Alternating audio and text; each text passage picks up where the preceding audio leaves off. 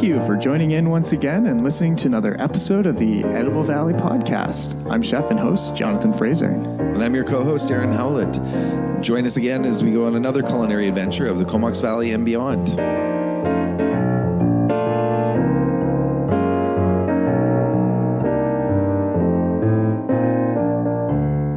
Thanks for joining us on Where to Eat, episode 156.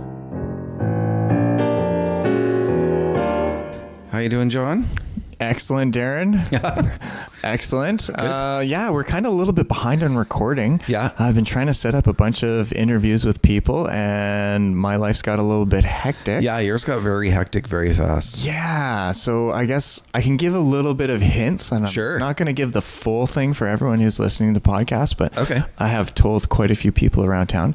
But we've picked up a little location, starting a little thing, and it's called the Blue Spruce. So I'm not going to talk about the menu or the food or anything other than just to give everyone a heads up that we're moving downtown, and I think we're going to use this as sort of a little base camp for the our podcast here. Right.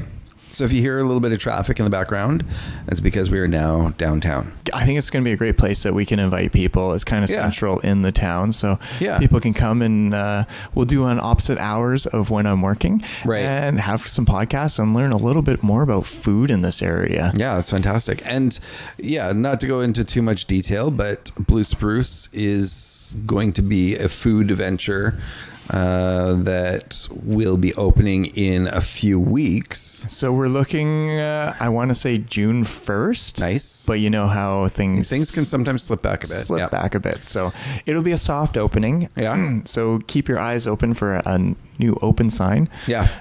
Around 5th Street area, and you'll be able to find us. And things are being purposely left vague. As you get closer to the actual time of opening, you'll have more details. Of course. Yeah. Well, anyways, but this was, I thought, you brought up a great fact that we were talking before this, that we never really talk about, we talk about them all the time, but we really don't get into our favorite eats and the places to go around town here. This was my thought, was just that in the past, we've had supporters and sponsors, and although we generally talk from a completely unbiased place, I know that some people can wonder if I talk very fondly of something and then that person also happens to be contributing to us. I can see where things would be somewhat suspect, but we no longer have sponsors. We both no longer work for anyone else, so we're both doing our own thing. It's not that we don't have sponsors; it's that we just actively haven't gone out asking for sponsors, and we haven't lots collected of people money from sponsors in like 6 months. So we're just kind of winging this, and we got microphones, so we're like, whatever. So this is cool. And I just thought it was a good opportunity. It was a good sort of snapshot in time where we have that credibility that we can just give you our honest, unbiased opinions about what we think of some of our favorite foods in the valley.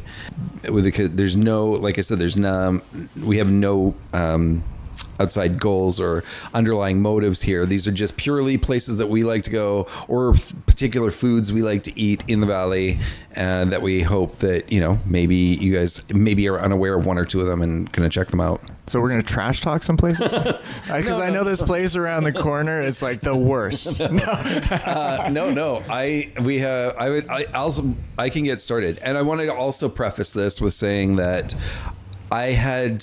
I instantly hit 10, and I thought, you know what? I'm not going to do 10. Like, let's talk about 5 each. And if people are interested in what other little discoveries we've made or whatever, let us know, and then we can do a follow-up 5 of more. Okay. Well, let me just start off, because we're going to start with the city of Courtenay, which basically encompasses most of the Comox Valley. Okay. But I'm just looking up a TripAdvisory. Okay, sure. Which is my nemesis, because I hate it. There's nothing that can wreck my day faster than a good check out a TripAdvisor and have someone go, I give you a 1. Yeah, exactly. And then you're like... That actually brings up a good point of one of the ones I want to bring up after, but go ahead. Okay, anyways, but that whole thing that you pour your heart and love into something, and then you have someone who's like, you're an idiot and you suck, and just like goes out and just wrecks your whole day. And exactly. And I think in one way, you can be like, well, this person had some issues, and I shouldn't take it totally personally, but you know what? There's something obviously I didn't do right. Right. Like I definitely can bring up my game, and no matter how bad a criticism is, it's always nice to have a bit of criticism because you don't get better without it, right? Right. It's true. You just have to learn how to take it with a grain of salt, because sometimes the reaction doesn't equate what the problem was. Right. You have to filter through that. Yes. Yeah. But anyways, so we've got 111 in Courtney here alone. Wow. And so I know we have our favorites, and I don't think we should count out anyone, but these are just some of our own personal favorites. Yeah, for sure. Within the last little while, we've been hitting and really enjoying. And yeah, and like I said, I'm not giving a rank. I'm just throwing 5 out there. I'm holding back another 5 for another episode if you want to do it. Okay. So we'll see. So I thought, first and foremost, again, no ranking, no whatever, but just for proximity to where I'm sitting right now, I'm thinking in that way. One of my favorite things to eat, and I've mentioned it before, Butcher's Block. I absolutely love their sausage rolls. I absolutely think that they're one of the best things ever. They're perfectly seasoned. The sausage is not a tight packed sausage. They're not chewy. The crust, I'm not even a crust person. It's always incredibly flaky and amazing. Anyways, anytime I'm in there, right, if they have them, because they sell out of them every day. There's never been a day that they haven't sold out of them. So if I'm lucky enough that they've still got so it's like getting in there early. Yeah. Even if I'm not going to eat it right away, I'll take it home and throw it in the fridge or whatever. And they have great sandwiches there as well. That's exactly it. I was going to get into that. Yeah. And they have, I mean, if you're in there getting a sausage roll, or if you're in there for whatever reason, they've got a great little lunch counter. Fantastic. Oh yeah. Homemade soups. Some of the best sandwiches in town. Absolutely. So that's one of my places that I think that people might not really consider, that I think's awesome. Well, I think even that whole strip, like there's Rungies is there. Yep. Michael's off Main. Yeah. Rungies, if you're not going to eat Rungies, like there's so many great things in there. Yeah. So many great things in there. The European things that you just aren't really accustomed to the normal grocery store here. Yeah. They've got these really interesting flavors and some really fun stuff. You're not going to get elsewhere in the valley for your cooking, for what. I know that wasn't one of your 5s. I'm just adding it's 2 extras in there. Okay. Do you want to mention one, or do you want me to keep going? No, I want you to keep going with your list, because I'm excited, and I'm kind of like, because now that I'm coming downtown, I don't want to do the same thing as someone else. Well, okay. Well, let me do my last one before we leave downtown in my head. So again, we're not being sponsored. We're not being paid. We're not what have you. But if you feel like sponsoring us after this, we will definitely take some money. I have to say that in my favorite places to eat downtown, even though you and I both just came from a tenure there, you were there for 14 years? I was there 8. I still think Atlas is fantastic. 13. Was it 13? Yeah, and I was there 8. Yeah, I think Atlas is fantastic, and I have some of my favorite things to eat there. I mean, I still love enchiladas. I still love, as we affectionately joke about it, the peanut butter salad, which is the peanut stir fry. Right. And then there's so many good. I'm not sitting here trying to shill for Atlas because whatever, but I mean, well, the chef that was there for the last 13 was amazing. For me to work in an environment, I have to believe in what I'm doing. Right. And my intent when I walked in those doors was to work there for 3 months, and then fail. Yeah, and I stuck around because I knew that we were serving great food. We were giving one of the most professional atmospheres. We were constantly delivering. We held ourselves to a level of excellence that nobody else did, and you set a lot of that. That's a lot of you there. Yeah, like you set that menu, you set that level. You set it was. Yeah. I mean, Trent and Sander did set a bar for the Comox Valley. They sort of said, this is where food's going to go, and the whole town has sort of grown up and been like, that's the bar. You have to be better. Yeah, exactly. And so you get to just bring new places in and making everyone get better. So that's kind of a beautiful thing to have that. Absolutely. And that's genuinely one of my favorite places to eat still. Yeah. I still absolutely love it. You know what? I had burritos the other day. Delcados. Right, just around the corner, the corner from them. So that's it was a fabulous burrito. I've eaten there a long time ago. Had a wrap there. It was good, and I just haven't had a chance to get back there. But the other day we went in there and had some burrito. I had a burrito there, and it was delicious. I really enjoyed it. So that segues into one of my other favorites that I have to talk about right now. And that's Bibliotaco in Cumberland. I know you want to talk about Courtney first. Bibliotaco, hands down, some of the most consistent and amazing food. There's nothing on their menu that's bad. I've eaten their menu now. Fantastic. Absolutely fantastic. And when we were talking about that whole TripAdvisor thing, it actually made quite sort of a rumble about a year and a half back, 2 years ago, that they had a disgruntled ex-employee that they had to let go. That kid, I don't want to go around disparaging anybody, but that kid took the vendetta pretty far and made a concerted effort. And then I don't want to get too much into internet politics, but it's very easy to rally a couple thousand people. They're literally these groups that sit and wait for this. Mm-hmm. And they got him. They pounced. He said, these guys wronged me. And then they said, oh, well, we'll ruin their business online. And so that's what I'm saying is here's TripAdvisor that still they haven't been able to rise above this thousands of people that left 1-star reviews that had never actually eaten there to try to destroy this business because as a vendetta. Yeah. And so it's one of those things you look around online and their name is besmirched everywhere unfairly because their food is phenomenal and always is. I've never had a bad experience there and I go there a lot. But yeah, you gotta, and not only that, their margaritas. Oh, they make a real margarita there. Yes, no, it's fabulous. I always like when I get up there. Yeah. You know, my problem is every time I show up into Cumberland, I'm always on their date that they're closed. Oh yeah, and I'm always like, oh. And that's the one thing about them, and I get mad myself about it, but I also got to give it to them is they are a family business, and sometimes they literally just. Their family comes first. They're like, sorry that we're not sorry that we're not open today, but we're out playing with our kids at the park. And I get that as a parent. I get that sometimes your kids don't understand. It's nice to have that flexibility to do that. So yeah, I mean, it happens on occasion that their hours fluctuate. Well, let's just talk about Cumberland now that you brought them up there. Like, I got another one in Cumberland I want to talk about. Are you talking like we got the Waverly? Which is always good quality food. You've got Ryder's Pizza. Mm-hmm. I was going to talk about Ryder's. I thought so. Yeah, I absolutely love Ryder's. And the funny thing is, and I'm in no way saying that it's, I don't know. I don't like their pizza that much. And everybody that I go with absolutely loves their pizza. So I got roped into going there a couple times, even after I determined that I wasn't a big fan of their pizza. The rest of their menu is phenomenal. And I love going there. I go there when it's on the short list of, hey, where are we going to go? Or where should we meet? I'll always bring it up. And people are like, but you don't even eat their pizza. I love the rest of their menu. Let's talk about the garden. That is right beside the restaurant. Oh, it's amazing, There's nowhere that you ever go that you walk up to a restaurant and you're like, oh, there's all the greens. Yeah. There's literally an adjacent lot that has been converted into a massive garden for them, which is just amazing. Yeah. It's amazing.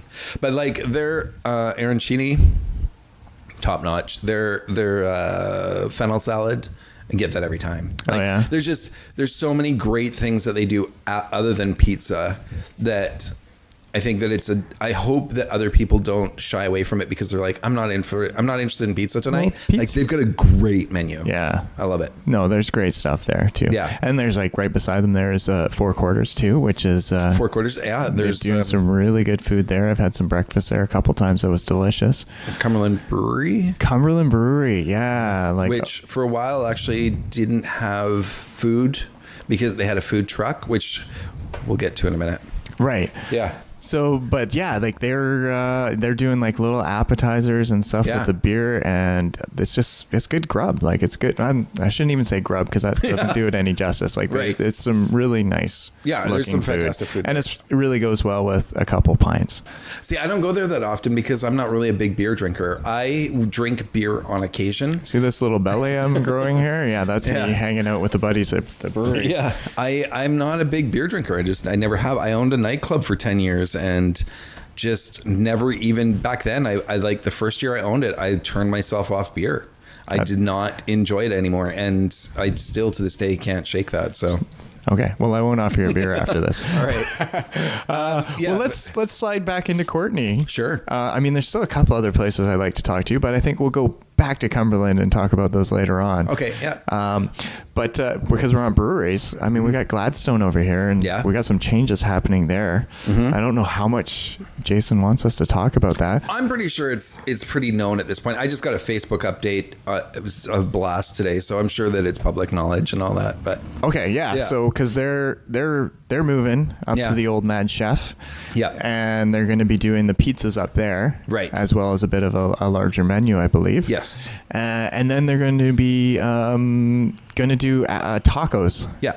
We're talking about Gorilla, of course. That was Gorilla. Yes. That was in there. Yeah. And so they're opening a little taqueria, which looks like it could be amazing. Yeah. Well, it's a really tight spot in there. And I know pizzas sometimes when you were there, it was like you had to order a whole pizza, and sometimes that wasn't what you didn't want to eat a whole pizza. Yeah. So it was like kind of like, I mean, it was great if you ordered a whole pizza and then you made friends because you'd be like, hey, you want some pizza? And I mean, no one turns you down, right? No, nobody turns you down. Because it's a really nice thin crust pizza. They better do something like a table of tacos or something. Like that would be a good thing to order.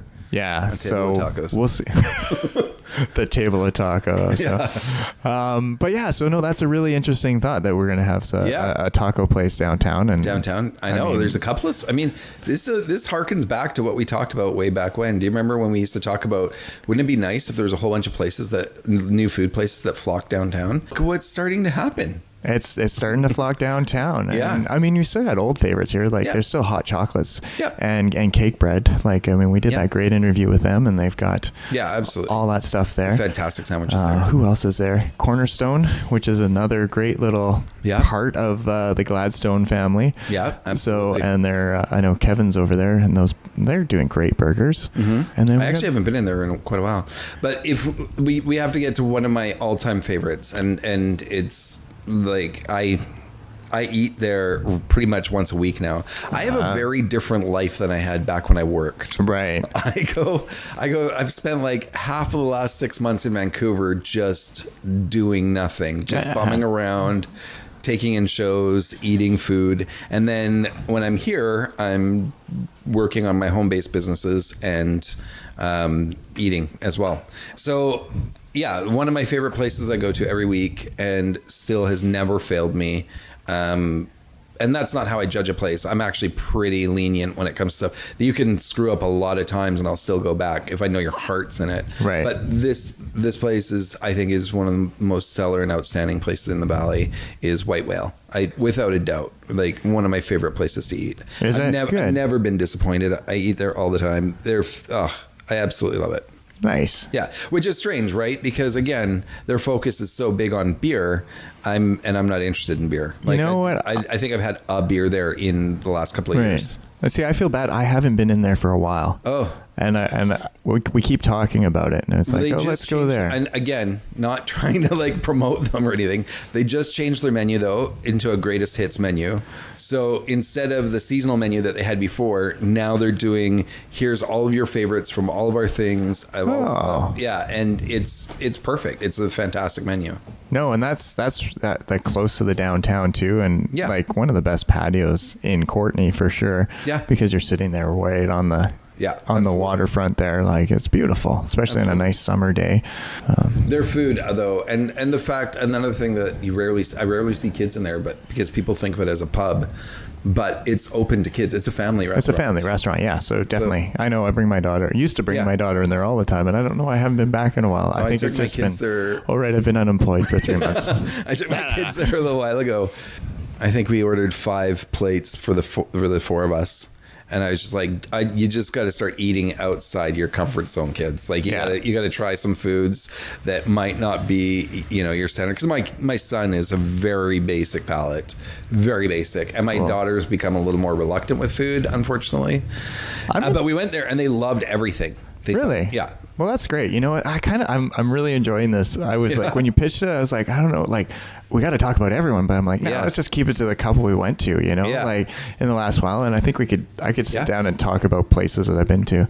You know where I went to the other day, which was kind of just out of the whim, and it was delicious. What? The Air Park Cafe. Really? Yeah. I would have never thought that place. Yeah, no, it was nice. We just went in there. I had a breakfast sandwich with some roasted potatoes. Nice. And I forget what Kirsten had, but both of us were like, this is really good, you know? Wow. Like, and yeah, it was just nice and family and right there in the air park. And so we did a little walk around the park and then we're like, yeah, let's just go have breakfast in there and try it out, see what it was like. That's it was cool. really good. I really enjoyed it. So I'll have to check that out just because I'm always looking for better breakfast places because there's a lot of places that I find do pretty standard. Mm-hmm. And I like to find the people that are a little bit outside of that. Literally just on my way here to do this podcast, I stopped in at Biblio and had their breakfast burrito. I'd never had the breakfast burrito, but I was like, I'm thinking about Biblio already because I know I'm going to bring them up on the podcast. I was thinking about breakfast. Somebody said they had a great breakfast burrito. took a shot at it. Yeah. And it was fantastic. It was good. All right. And I don't know if you heard the siren there, but that's because we're downtown. We're recording downtown, Courtney. It happens. Yeah. Actually, another breakfast place, Hen and the Hog, which I'm going to complain about. Oh, because every time I go there, it's a lineup. Yeah, it's true. They have a very small dining room. Oh, it's really small, really intimate, but it reminds me actually of a lot of the places in Vancouver in the last little while. I'm not used to that. I'm not used to having to wait to sit down. Yeah. And then I realized, that's because I'm lucky. Yeah. I live in a town where people aren't lining up for food. Whereas elsewhere, if really good food, there's a lineup everywhere. And there's a lot of establishments around here. So, but Hen and the Hog, they're great. Yeah. They weren't one that I was going to bring up today, but absolutely. I threw it in. Never have a bad experience with them. We're going to have to listen to this so that the next episode we can talk about the places that we haven't. Absolutely. Since we're talking downtown, and this place I'm really looking forward to going is the Black Truck food truck down there. Black Truck food truck. I don't remember but we both know what we're talking about. The one that's right across from the bar I used to own. Yeah, exactly across from your old Which stomping I haven't ground. owned it for a long time, so please. I know it's a bit of an eyesore now. City owns it now, so that's their problem. Yeah. But so he's set up right behind the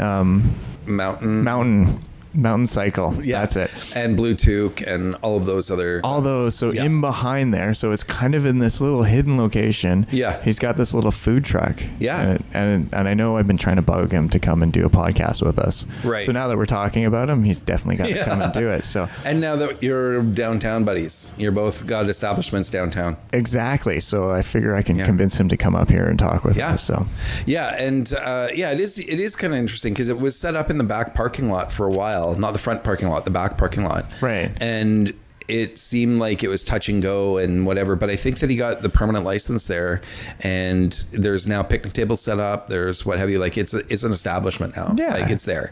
And speaking of, well, actually, you know what? Let's talk about those other things in the other podcast, but yeah. You know what? We're going to hold off and we're just getting your excitement up here. And so this would be a good time for us to segue and be like, if you have any places that you would like us to talk about or certain dishes, I would love to hear about some certain dishes at some certain places that you really enjoy. I would love to hear that. If there's a place that I've been overlooking where I went and maybe didn't enjoy that much, but somebody said, but did you try this? I love when people do that because it gives me an excuse to try it again. Yeah, because sometimes there's like those dishes at a place that are they don't catch your eye right away. Yeah. But then to go back and have them and then you find out what the big deal is. Like that's it. That's the big deal. I get it. Yeah. So for sure. I would I'm heartily endorse that. We should get anybody, if you're listening. I mean, even if you're only with one hand, your phone doesn't have to come with anything. You can just type in, this place. Yes.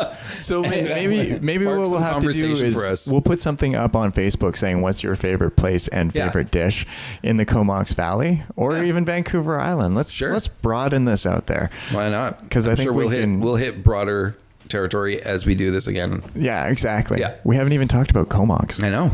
Or Royston, Merville, or Union Bay, or there's lots of places to talk to. So I guess we should give some information. It'd be great if you want to email us at theediblevalley@gmail.com or check us out on Facebook at the Edible Valley Podcast. I think those are the best ways. Of course, we always have our Twitter site. If you want to send us a tweet, we'd love to hear anything from you, or if you want to retweet one of our episodes that you really enjoyed and pass it along to other people out there, we always appreciate having that. Absolutely. with our podcasts. If you were featured on this and would like to become one of our sponsors and help promote the Edible Valley podcast, we're always looking for help in paying for the costs of equipment and paying to have the podcast up and maybe feature and expose it to other places so that we can share in this beautiful culinary adventure that we're on. Good segue. I hadn't even thought of that. Yeah. I guess we do need, at some point, we need to start making money again. Apparently, yeah. So any help is greatly appreciated, but by all means, we're more interested in your feedback. Let us know what you like. It sort of shapes where we go with next shows, right? Yes. Tell us places that we're not thinking of or food that we're not thinking of, and we'll cover it in the next one. And I would say that we did start a patron site. So if you want to join in, we're trying to raise enough money if you want to donate $1 a month or something to keep this podcast going, we'd greatly appreciate that. Yeah. And you can get to that from our website at theediblevalley.com. My mind just went blank on what else we do with this ending of a podcast. I guess we just really want to thank everyone for tuning in and listening to another episode of the Edible Valley podcast. And once again, remember, keep it fresh, keep it flavorful, and keep it fun. Thanks for listening to the Edible Valley podcast.